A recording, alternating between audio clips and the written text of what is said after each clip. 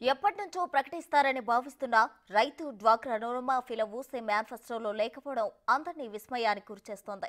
నిరుద్యోగులకు సైతం మరోసారి ఊరట లభించలేదని, ఇప్పుడు ఏ ముఖం పెట్టుకుని ప్రజల్లో వెళ్లాలని వైసీపీ శ్రేణులు భావిస్తున్నారట.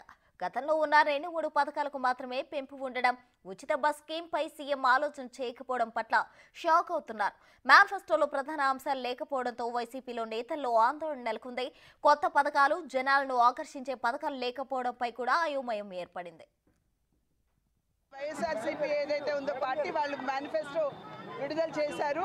వారు మేనిఫెస్టో విడుదల చేయక ముందు, ఇంతకు ముందు మేనిఫెస్టోలో ఏవైతే వాగ్దానాలు చేశారో వారు ఏ మేరకు నెరవేర్చారు అని ప్రజలకి వారు సమాధానం చెప్పాలి. పదే పదే జగన్మోహన్ రెడ్డి గారు 95%, 99% మేము చేశామని చెప్తున్నారు.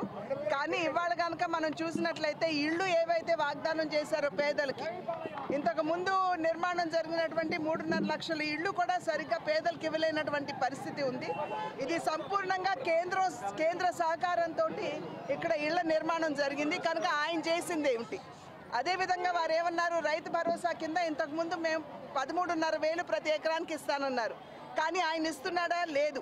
6,000 కేంద్రం ఇస్తుంది. కనుక ఇది కూడా పోయినసారి వారు ఇచ్చినటువంటి వాగ్దానాన్ని వారు తప్పినట్టే.